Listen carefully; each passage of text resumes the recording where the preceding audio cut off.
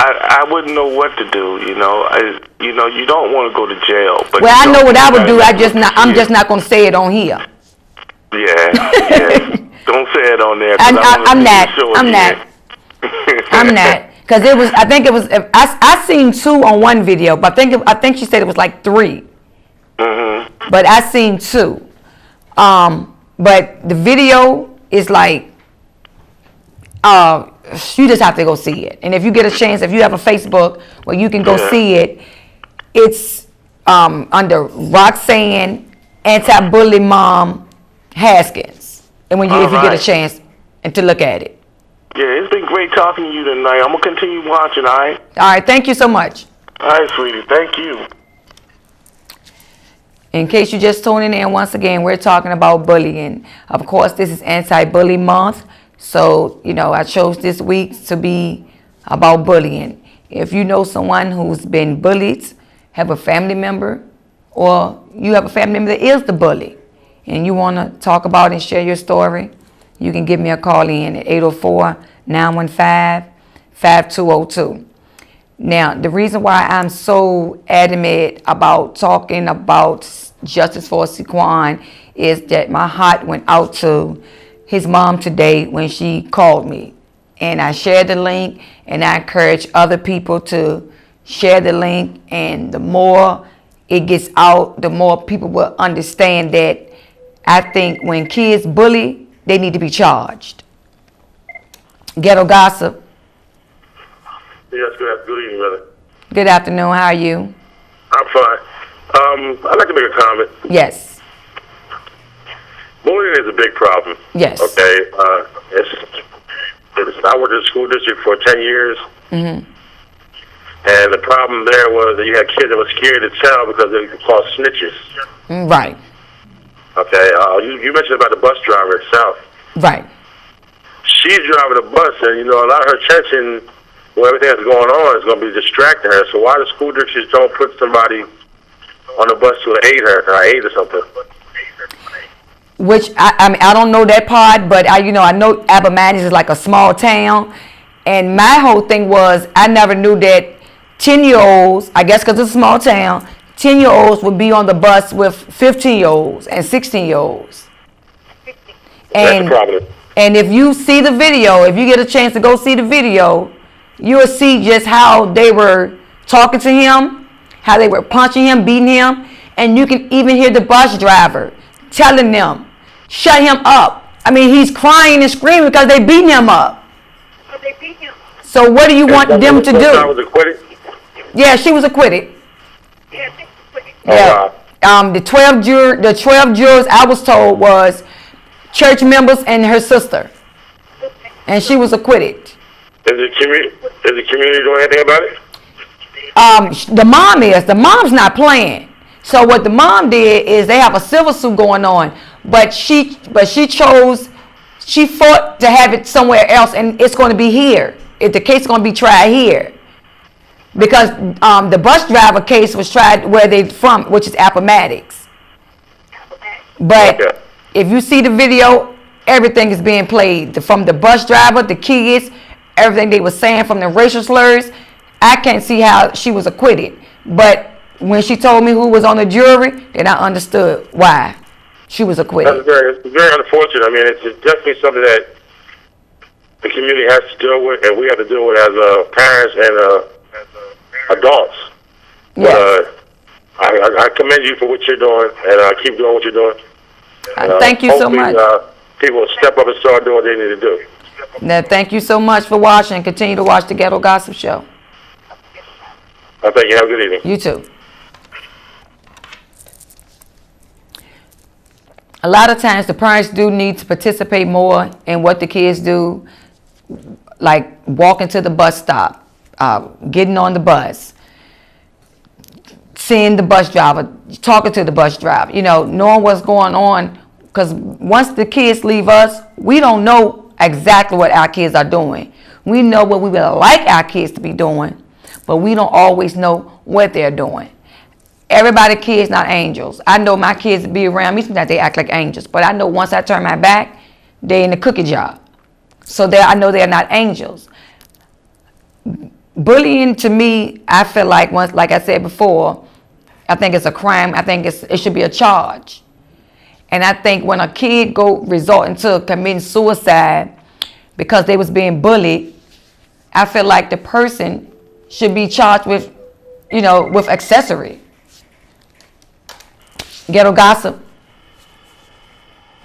How are you? I'm fine. How you doing? Just my question about this bullying, the bullying thing. Yes. What concerned me the most about this is we don't give like you say, the bus driver need to be able to take over that parent role, but we don't give them that latitude. It's always if they do something, then they could be charged with a crime or something, Right. And so what's bad about that is you're not there as a parent 24/7 to watch your child, okay? And they are in hands, but we have to give them the authority to be able to tell them what's right from wrong. And if they step out of line, we have to give them the authority to be able to do something about it, and as opposed to these things keep happening. Right. And so, but it's a sad case in this day and time that these things are still happening, and it's only because the more we take authority away from parents, good folks, and we want to put them on trial for doing something, trying to help you out with your child, right? Because number one, the bottom line being is they should know better when they leave the house. Right? Right. And so not to be bullying nobody, treat people with respect. And number one, here go the biggest problem. Kids don't even respect their own elders. That's the biggest problem right there. And some don't respect their own parents. When I grew up, the only thing I knew is yes sir, yes ma'am. Yes. Right. And so when I'm taught those things at home, I know yes sir, yes ma'am. If I see you and you get me back in place, if I step out of line and you put me back in place, then I know where I'm supposed to be at, because I don't want you to tell my mother and I don't want you to tell my dad that I did anything wrong, right? Right. Because they're going to take care of me when I get home, right? Exactly. But sister, I love you. I love what you're doing and everything. Give me your input on that. I agree. I talked about it before. I remember when I was growing up, if I did something wrong, a neighbor could correct us.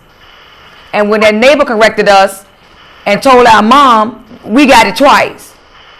We had to walk out and go get our own switch. But now, let somebody hit somebody else's child or correct somebody else's child.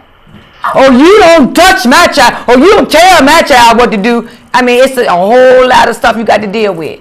So that's why a lot of times people don't want to intervene, because they got to deal with a whole lot of other, a lot of unnecessary drama.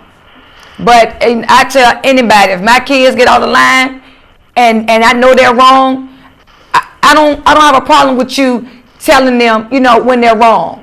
I want you to say something to them and then let me know. My problem would be when you just correct mine and yours off the chain and you don't say nothing to your own. You can't tell mine if you can't tell yours. But a lot of people are their kids' friends, so they don't really care what they do, or they talk to them more like a friend instead of a parent. So everything to them is just pretty much a game or a joke. That's right. Yeah, exactly right. And what's beautiful about what you just said is like I grew up in the same era as you probably did, but the most beautiful thing that you said was this is, see, I'm more concerned about why parents have problems than kids. Right. It starts right there, right? We was yes sir, no sir, yes sir, no sir, miss, mister. You don't even get that no more. Like Mr. or Miss. It's like the kids call you by your first name. Listen, I try to teach kids something basic, sister, like this. When you just simply go into the store or something like that, and my boys, I got 2 boys, I got a daughter, And they always know what I try to teach them is, listen here, you open up the door for somebody. Don't you walk in front of nobody. You know, your sisters, my boys are very good at doing that because they know how I feel about that, you know. And so when so you got to, respect is something that's taught. And so when you learn how to respect people, you know, then it just pours off of you. Some people don't know anything about that. You got kids walking around here that have not been trained to do things like that. Let me ask you this. Do you think a bully people because they've been bullied or been abused at home? It's, you know what, I would say this, sister, that is a possibility. But what I think about bullying is just a kid that is the only outlet that he has to get attention. Right. See what I'm saying? He just need attention. Right. And so those things, it's some of those things, like you say, it could be that factor, but I look at it as a attention thing. You ain't got nothing better to do but to come to school and pick on somebody, right? Right. If that's your mindset, that tell me you lacking attention. Right. Somewhere. And yeah, you ain't getting no love, right? Right. Right. I'm 45 years old, and you know, and I deal with a lot of kids. I coach basketball, did a lot of things with kids. But something tell me about you, right? That somewhere you're not getting the attention that you need, that makes you want to go pick on somebody, right? Exactly. Yeah, and sister, I love what you're doing. It's a beautiful thing. But yeah, it's more to it than, you know what, I'm going to tell you something about bullying, and I grew up in Richmond, right? Yes. I went to Armstrong High School, right? One of the roughest schools back in the day, right? I went to Armstrong. But listen, I went to Armstrong too. No, you didn't? Yes, I did. I graduated in 87. You told your age, I ain't telling mine. You told your age, I ain't telling mine. Okay, listen here, but watch this. Now, when we ran into somebody that was bullying back then, right? Right. We'd all jump on him. You know, you ain't gonna mess with nobody. We're gonna all jump on you, right? Right. See what I'm saying? So the thing being is, it's a lack of attention. And so when you really look at the whole thing, don't nobody wake up in the morning and say, I'm going to go pick on somebody. No, it's something that's inside of that child, right? But it's always, it always seemed like they pick the weakest link. Yeah, but see, they looking for the weak one, right? And sometimes you can make a mistake with that, right? And you can. Make a mistake. And you can. You might think he's weak, right? But see, the only thing that's real true and basic, see, when you have your kids in church and things like that, and they learn respect and they learn love and they know how I feel, you know, how I feel to another person when you're doing something to them, you know, when you're doing something to them that is wrong, you know, it ought to hurt you more than it hurt them, right? Yeah, and so you don't want to walk around here like, you know, you ain't got no heart or nothing like that, because people that bully, see, bullies, they turn into murderers, right? True. They turn into people that rob folks, right? True. That's what they turn into. It started off small, Mom, right? You're right. It started off small, but those are your criminals out here. And if you can't turn it around, for this particular individual, right? Yeah. So it's all about the individual. Turn that thing around. Look here, boy. If I was a bus driver, you know what? I'd tell them just like this. I'll put you off on the curb before I let you harm anybody on this bus, right?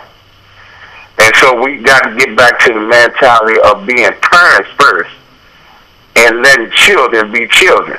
Right. Y'all supposed to be somewhere playing putt-putt or something, right? Not trying to hurt each other, right? Exactly.